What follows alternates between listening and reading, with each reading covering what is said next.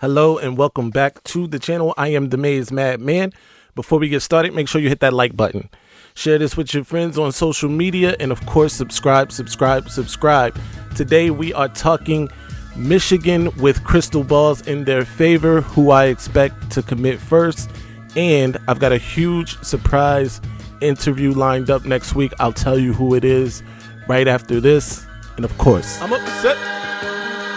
No disrespect, respectfully, but disrespectfully, it's disrespect. Don't be disrespectful. Those vile, disgusting Spartans, poor little bro, man. And I'm gonna tell them where I'm at. That vile, disgusting cesspool in Columbus, the other state, and of course, as always, I'm upset. Have you ever asked yourself, why am I paying so much for cell phone service? I'm sure you have. I know I have. And I have a solution for you in the form of Mint Mobile. Use the description in the video here. Check out Mint Mobile's plans. You can get unlimited service for as low as $15 a month. That is not a gimmick. Trust me. Stay angry.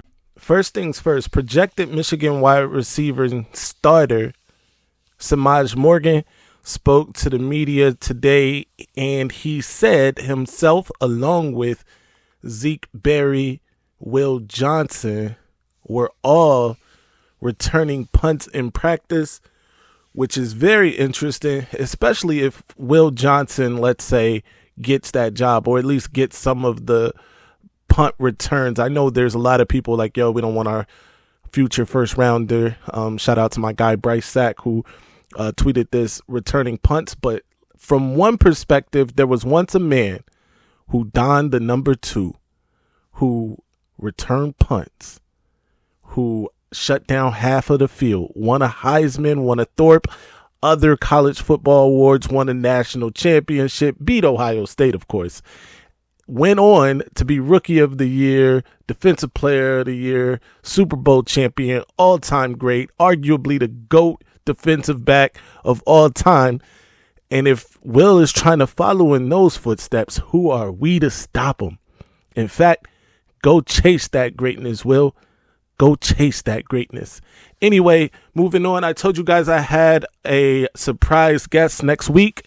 Tuesday next week, to be specific, Tuesday, April 16th at 10 a.m. I will be interviewing 24/7 national recruiting analyst Alan True. Make sure you tune in for that. Alan has all the info, especially in Midwest recruiting. We'll be, picking his brain for all the information we can get. So get your questions ready.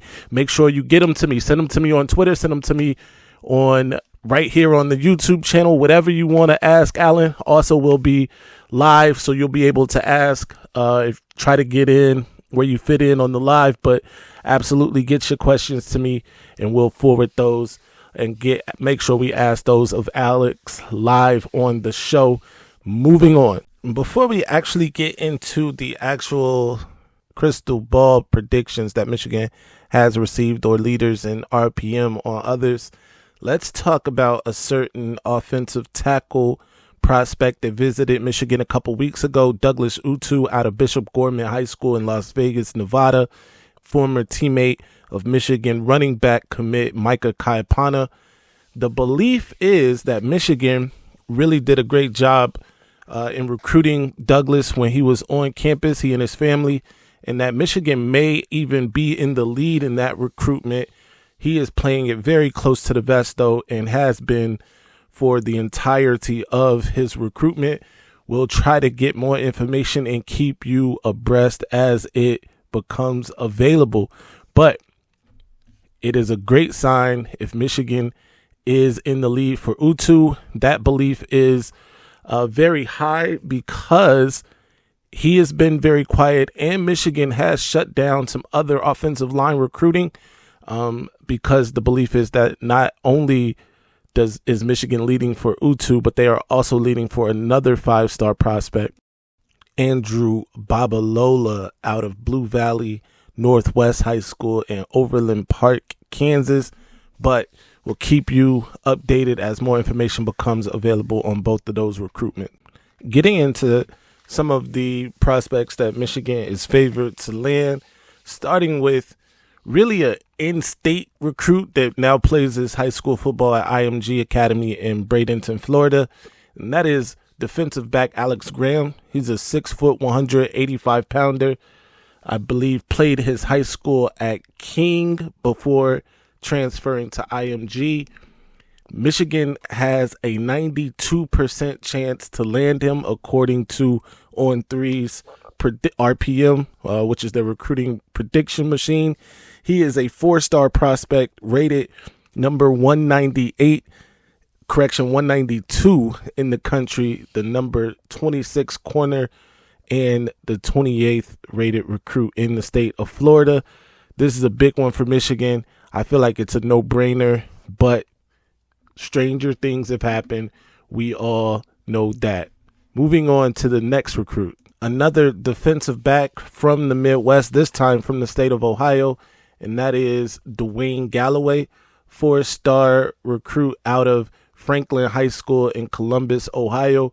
He is ranked 128 in the country, the 13th ranked corner, and the number 8 player in the state of Ohio. Galloway would be a massive get. Not only would he be another top or on 300 recruit in the state of Ohio, but also he's a phenomenal athlete, like top 100 meter time in the state of Ohio or close to it.